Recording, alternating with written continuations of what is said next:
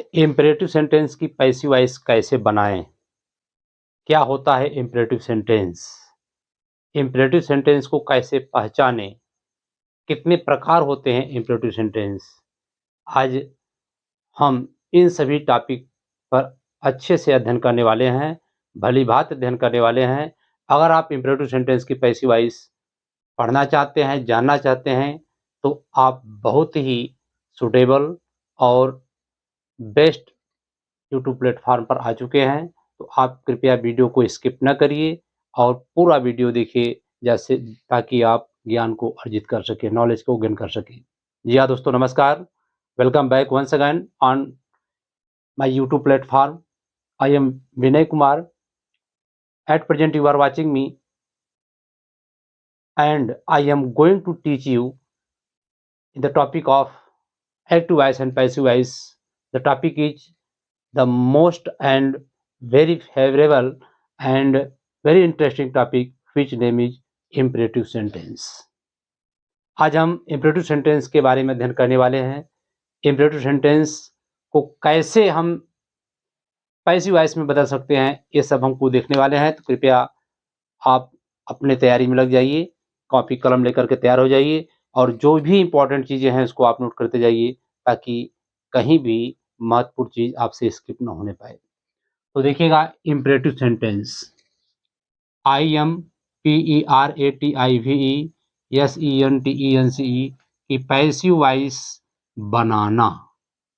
मैंने हेडिंग्स में ही डाल दिया है कि इम्पेरेटिव सेंटेंस की पैसिव वॉइस बनाना। ठीक है, तो पहले हम देखते हैं कि इम्पेरेटिव सेंटेंस होता क्या है। देखिए गाइस, इम्पेरेटिव सेंटेंस क्या होता है। देखिए, इम्पेरेटिव सेंटेंस जैसे मैं जो बोल रहा हूं शब्द, बोलने वाला मैं वक्ता आई हूं और सुनने वाला जो इस समय आप वीडियो को वॉच कर रहे हैं, देख रहे हैं, आप यू हैं। समझ रहे हैं बात? नहीं, जैसे मैं अचानक कह दूं कि आप वीडियो को सब्सक्राइब कर लो, इस वीडियो को देखो, तो इस वीडियो को देखो, तो जो मैं बोल रहा हूं ये मैं सब्जेक्ट हो गया। मैं ऑर्डर दे सकता हूं, आपसे रिक्वेस्ट कर सकता हूं, आपसे निवेदन कर सकता हूं। इस माध्यम से हम कई स्वरूप में हम इस चीज़ को कर सकते हैं। लेकिन सुनने वाला जो है, जो कि इसको मानने वाला है, वह क्या है? यू है। तो यू जो होता है हमेशा अंडरस्टूड रहता है, लुप्त रहता है। इसका सब्जेक्ट जो है यू माना जाता है। ठीक है, इसका कर्ता जो है, इसको जो मैं कर्ता के रूप में कार्य को कर रहा हूँ, मैं आपको सेंटेंस को बोल रहा हूँ करने के लिए, तो आप जो है जो डूअर हैं, तो आप यू को माना जाएगा और मैं आपसे कह रहा हूँ। तो इम्पेरेटिव सेंटेंस देखिए क्या होता है। मैं थोड़ा सा 2 लाइन लिखना चाहूंगा कि जिन वाक्य में आज्ञा, प्रार्थना, निवेदन,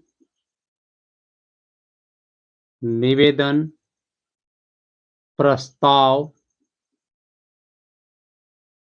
या सुझाव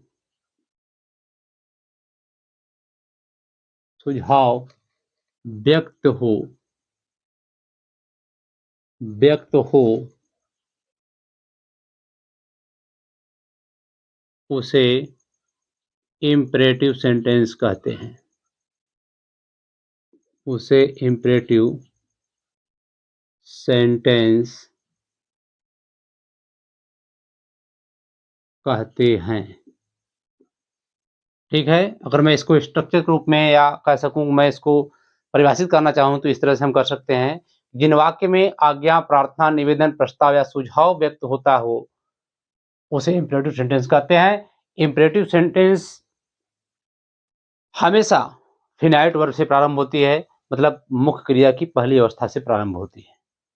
इसकी एक खासियत होती है कि हमेशा क्रिया की फर्स्ट फॉर्म से प्रारंभ होती है वाक्य। और इम्पेरेटिव सेंटेंस में आज्ञा भी होता है, प्रार्थना भी होता है, निवेदन होता है, प्रस्ताव या सुझाव, यह चीजें प्रकट की जाती हैं जो कि इम्पेरेटिव सेंटेंस के अंतर्गत आते हैं। इम्पेरेटिव सेंटेंस का अगर हम स्ट्रक्चर करेंगे पहले हम थोड़ा सा इसके बारे में जानते हैं इम्परेटिव सेंटेंस क्या होता है। जैसे मैं अंग्रेजी में कहूं कि sit down, sit down, go there, bring a glass of water, bring a glass of water. मैंने 3 वाक्य लिखा। सिट डाउन, बैठ जाओ। अब सामने वाला जो है, मैं इसको अगर आदेशित कर रहा हूं तो वह क्या माना जाएगा? यू ही माना जाएगा। तो सिट डाउन यू को कहा जा रहा है, गो देयर यू को कहा जा रहा है, bring a glass of water एक गिलास पानी लाओ यू को कहा जा रहा है। कहने का मतलब इसका सब्जेक्ट क्या होता है? हमेशा यू ही रहता है। क्या रहता है? यू रहता है। लेकिन वह क्या होता है? वह लुप्त रहता है। क्या रहता है? लुप्त रहता है, जिसको अंग्रेजी में कहते हैं अंडरस्टूड। क्या कहते हैं गाइज? अंडरस्टूड। यू को मानते हैं इसका सब्जेक्ट जो है कि, लेकिन क्या होता है इसका सब्जेक्ट यू अंडरस्टूड रहता है। हमेशा क्या करते हैं? मेन वर्ब की फर्स्ट फॉर्म, मेन वर्ब की फर्स्ट फॉर्म से वाक्य प्रारंभ किया जाता है। ठीक है, और प्लस अदर वर्ड आ जाता है। ठीक है, अदर वर्ड, मेन वर्ब की first form plus other word से राइट अ लेटर, एक पत्र लिखो। यहाँ पर हम ऑब्जेक्ट भी कह सकते हैं अदर वर्ड के स्थान पर। मेन वर्ब हो गया फर्स्ट फॉर्म और प्लस क्या हो गया? ऑब्जेक्ट हो गया। ठीक है, जो कि हमारा सब्जेक्ट ऑब्जेक्ट के रूप में कार्य करता है। और फिर क्या हो गया? अदर वर्ड हो जाएगा। ठीक है, तो ये चीज इसमें रहता है इम्परेटिव सेंटेंस में। इम्परेटिव सेंटेंस हमेशा क्या होता है? इसका कर्ता यू अंडरस्टूड रहता है, लुप्त रहता है, इसको यू को माना जाता है। मैंने एग्जांपल दिया है, sit down, go there, bring a glass of water. अब रही बात इम्परेटिव सेंटेंस के प्रकार, types of imperative sentence, types of imperative sentence.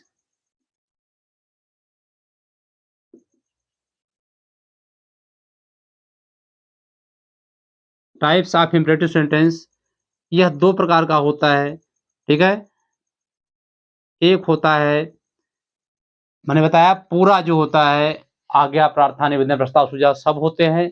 लेकिन एक होता है मुख्य क्रिया की पहली अवस्था से प्रारंभ होना। क्या होता है? मुख्य क्रिया, मेन वर्ब जिसे कहते हैं, मुख्य क्रिया की फर्स्ट फॉर्म से प्रारंभ होने वाली,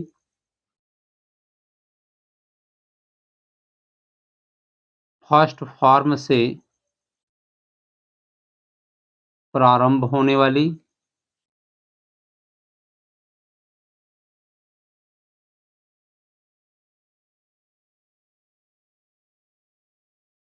प्रारंभ होने वाली। ठीक है गाइस? हाँ, मुख्य क्रिया की फर्स्ट फॉर्म से प्रारंभ होने वाली। एक होता है लेट से प्रारंभ होने वाले वाक्य, लेट से प्रारंभ होने वाले वाक्य,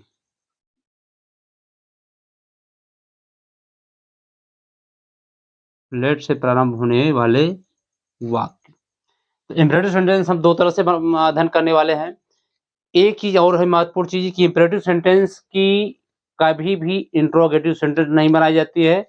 इम्परेटिव सेंटेंस का केवल पॉजिटिव और नेगेटिव सेंटेंस ही बनाया जाता है। अगर इसमें मत शब्द आ जाएगा तो मत के लिए क्या करेंगे हम? डू नॉट या इसी को कहते हैं डोंट का प्रयोग हम कर देंगे। सबसे इंपॉर्टेंट चीज है इम्परेटिव सेंटेंस में क्या होता है कि इम्परेटिव सेंटेंस की असर्टिव सेंटेंस बनाई जाती है, अफर्मेटिव सेंटेंस बनाई जाती है और इसका नेगेटिव सेंटेंस बनाया जाता है जिसमें मत शब्द आता है। इसको आप जानते रहिए। तो हमने क्या सीखा कि इम्परेटिव सेंटेंस किसे कहते हैं? जिनसे आज्ञा, प्रार्थना, निवेदन तथा सुझाव व्यक्त होता है उसे इम्परेटिव सेंटेंस कहते हैं। इम्परेटिव सेंटेंस क्रिया की फर्स्ट फॉर्म से प्रारंभ की जाती है। इम्परेटिव सेंटेंस का सब्जेक्ट हमेशा यू माना जाता है, जो कि क्या रहता है? वह अंडरस्टूड रहता है। ठीक है, वक्ता कहने वाला मैं हो रहता हूँ, सुनने वाला इसमें आप रहते हैं। तो अब हम इम्परेटिव सेंटेंस के बारे में हम लोगों ने जाना। तो आप कृपया इसको स्क्रीनशॉट ले लीजिए या इसको नोट डाउन करिएगा। तब मैं इसके बाद में अब नेक्स्ट स्लाइड में अब इम्परेटिव सेंटेंस की मैं पैसिव वॉइस बनाना शुरू करूंगा और आप लोग अच्छे से उसको पढ़ना शुरू करेंगे। ठीक है,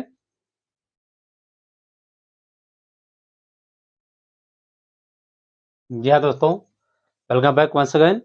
तो इम्परेटिव सेंटेंस में हमने आज देखते हैं हम आज्ञा वाले वाक्य। क्या पढ़ते हैं पहले? पहला हमारा पॉइंट रहेगा आज्ञा वाले वाक्य। आज्ञा, ठीक है, आज्ञा वाले वाक्य, आज्ञा वाले वाक्य, ठीक है। आज्ञा वाले वाक्य में मैं पहला पॉइंट डालूंगा कर्म होने की दशा पर या कर्म होने पर। ठीक है, आज्ञा वाले वाक्य कर्म होने पर। कर्म होने पर मतलब यदि कर्म हो तब। ठीक है गाइस, हमने बताया था इम्परेटिव सेंटेंस में आज्ञा, प्रार्थना, निवेदन, प्रस्ताव ये सब चलेगा। तो मैं पहले आज्ञा की बात ले रहा हूं। आज्ञा वाले वाक्य कर्म होने पर, अगर कर्म रहता है तो कैसे हम करते हैं? तो अफर्मेटिव सेंटेंस का मैं पहले लेना चाहूंगा। Affirmative sentence, AFFIRMATIV। Affirmative sentence की पैसिव वॉइस कैसे बनाते हैं? पहले इसका रहेगा क्या? सब्जेक्ट रहेगा। ठीक है, सब्जेक्ट जो होता है हमारा कैसा रहता है? वह सब्जेक्ट रहेगा और शुड बी का प्रयोग कर सकते हैं। सब्जेक्ट प्लस शुड बी और प्लस मेन वर्ब की थर्ड फॉर्म। ठीक है, इसमें अगर ऑब्जेक्ट रहेगा, चूंकि बताया गया था पैसिव वॉइस में जो ऑब्जेक्ट रहता है वही सब्जेक्ट बन जाता है। तो क्या करेंगे? पहले सब्जेक्ट रहेगा, फिर शुड भी रहेगा और प्लस मेन वर्ब की थर्ड फॉर्म रहेगा। ठीक है, और अदर या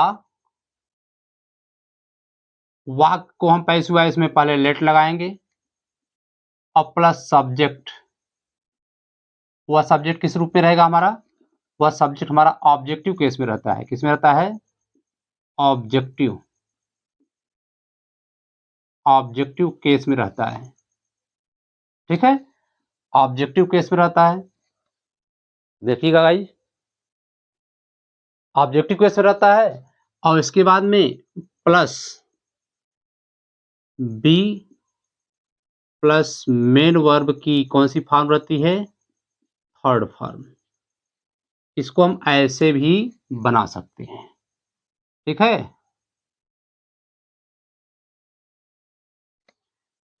ठीक है गाइस। हाँ, देखते हैं, अब आ जाते हैं एग्जाम्पल। एग्जाम्पल देखते हैं, फटाफट बनाएंगे हम किस तरह से। Example active first, open the door,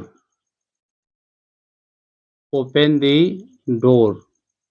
guys समझने का प्रयास करिएगा, it's very important topic for you and I think this session is going to be very interesting, and if you like this video, please first of all you have to like, subscribe and share this video, and after that you have to look and watch this video because this session is going to be very attractive for you. Act 2, अब इसके पहले अगर आप like नहीं किए हो तुरंत आप पहले आप लाइक करिएगा तुरंत, तब मैं देखता हूँ आगे बढ़ा रहा हूँ। ओपन द डोर, दरवाजा खोलो, दरवाजा खोलो। क्या खोलो? दरवाजा। अब मैं शुरू से बनाना चाहूंगा पहले। कैसे बन रहा है देखिएगा गाइज, बन रहा है कैसे? द डोर से बनाएंगे। The door should be, the door should be opened, the door should be opened, या let the door be opened. I think this video is very interesting for you. मैं मान रहा हूं कि आपको यह वीडियो अच्छा लग रहा होगा कि the door should be opened या let the door be opened. By you अगर लगाना चाहते हैं, अगर आप बाय यू, आपके दिमाग में चल रहा होगा कि बाय यू सर आप क्यों नहीं लगाए? क्योंकि in this topic, in the imperative sentence, you is always understood, so you cannot use in this sentence by you. Otherwise, if you want to put the you by you, there will be no objection, there will be no incorrect sentence, but in the reality you have not used by you. कहने का मतलब यह है, अगर आप by का प्रयोग करना चाहते हैं, the door should be opened by you, तो चल जाएगा, ये तो आपके ऊपर डिपेंड करता है, लेकिन आप चूंकि जान लीजिएगा कि इंपेरेटिव सेंटेंस में यू नहीं लगता है, इसलिए इसको हम नहीं लगाएंगे। तो late the door B opened, इस तरह से। एक एग्जाम्पल और लेना चाहूंगा, दूसरा एग्जाम्पल देखिएगा।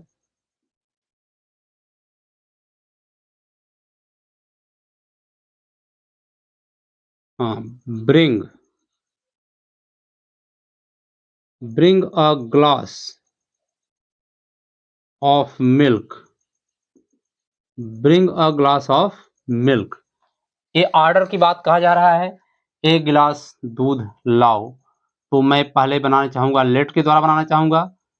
कैसे बन रहा है पैसिव वॉइस, देखिएगा गाइज, लेट से बनाएंगे पहले। Let a glass of, small लिखेंगे, let a glass of milk, let a glass of milk be brought, BROUGHT। और इसी को अगर हम शुड से बनाना चाहेंगे तो क्या बनेगा कि a glass of milk, a glass of milk should be brought, BROUGHT। ठीक है गाइस, मुझे ऐसा लग रहा है कि आप लोग को यह चीज अच्छे से समझ आ रहा है। ठीक है, तो मैं एग्जांपल देने का बार बार प्रयास कर रहा हूं, और एग्जांपल मैं कर रहा हूं, लर्न योर लेसन। तीसरा एग्जांपल मेरा है कि learn your lesson, learn your lesson, अपना पाठ याद करो। तो पैसिव कैसे बनेगा, let your lesson, let your lesson B learned, या इसी को हम बना सकते हैं, your lesson should be learned. मैंने क्या बताया कि इंपेरेटिव सेंटेंस में ऑर्डर की बात जो हो गया, अगर उसमें ऑब्जेक्ट है, अगर उसमें कर्म है, तो इस तरह से हम वाक्य को बना देंगे। हमारा स्ट्रक्चर देखिए यह ढंग से था, एक मैं बना दिया, और एक स्ट्रक्चर मेरा इस तरह से था, इसको बनाया और इसको मैं दो तरह से स्ट्रक्चर बनाया। अब इसके बाद में मैं इसी का निगेटिव सेंटेंस भी बनाना चाहूंगा, तो कैसे बनेगा, बस सब कुछ आसान है। यहाँ इसी पर हम क्या करेंगे, यहाँ पर क्या करेंगे, नॉट का प्रयोग कर देंगे गाइज। किसका प्रयोग कर देंगे, नॉट का प्रयोग कर देंगे। और इसमें क्या करेंगे हम, इसमें भी हम यहाँ पर नॉट का प्रयोग कर देंगे। ठीक है, जैसे एग्जांपल में कहा जाए द डोर, हाँ उसमें ओपन द डोर था, तो क्या करेंगे इसका हम, डोंट ओपन द डोर, या do not open the door. समझने का प्रयास करिएगा, मैं अलग से सेंटेंस नहीं लिख रहा हूं क्योंकि बहुत ज़्यादा टाइम वेस्ट हो जाएगा। ये हमारा कैसा वाक्य हो गया, negative sentence. Do not open the door, तो हमको अगर बनाना पड़ेगा तो सब कुछ वही रहेगा, the door should not B, क्या करेंगे यहाँ पर शुड नॉट बी कर देंगे, यहाँ हम नॉट का प्रयोग कर देंगे। समझ आ रहा है ना, the door should not be opened, इसमें बनाएंगे late the door not be opened, इस तरह से बनेगा। ठीक है, अगर इसका बनाना पड़ेगा, bring a glass of milk, don't bring a glass of milk, इसका बनेगा let a glass of milk not be brought, और इसका बनाएंगे a glass of milk should not be brought. कहने का मतलब मैंने यहाँ पर बता दिया, यहाँ पर नॉट का प्रयोग कर देंगे, यहाँ पर नॉट का प्रयोग करेंगे। अगर हमारा वाक्य इंपेरेटिव सेंटेंस है, ऑब्जेक्ट है और निगेटिव है, इस तरह से वाक्य हम बनाएंगे। तो मैं चाहता हूं कि इस वीडियो को आप तुरंत अच्छे से वॉच करिएगा, इसको राइट करिएगा, कोई महत्वपूर्ण चीज़ है इसको नोट डाउन करिएगा और या स्क्रीनशॉट ले लीजिएगा। इसके बाद में बिना ऑब्जेक्ट की पैसिव वॉइस में बनाने वाला हूँ, उसको भी आप देखिएगा।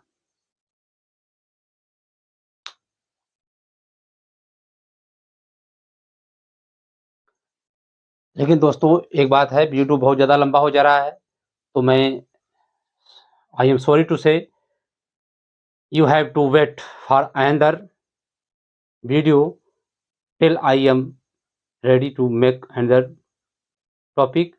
तब तक आप वीडियो को वॉच करते रहिएगा, क्योंकि लंबा वीडियो होने की वजह से आपको बोरिंग महसूस होने वाला है। तो मैं चाह रहा हूँ कि इसमें केवल आज्ञा वाले वाक्य में कर्म होने वाले वाक्य का पैसिव वॉइस मैंने किस तरह से बनाया आप समझ लिए होंगे। तो मैं अगले वीडियो में बिना कर्म, बिना ऑब्जेक्ट का पैसिव वॉइस बनाने वाला हूँ। उसका क्या रूल्स रहेगा, उसका क्या रेगुलेशंस रहेगा, कृपया आप उसको पेशेंस रखिए और नेक्स्ट वीडियो का इंतजार करिए। तब तक मैं फिर हाजिर होऊँगा, जल्द हाजिर होऊँगा। आप स्वस्थ रहिए, मस्त रहिए। तब तक के लिए जय हिंद।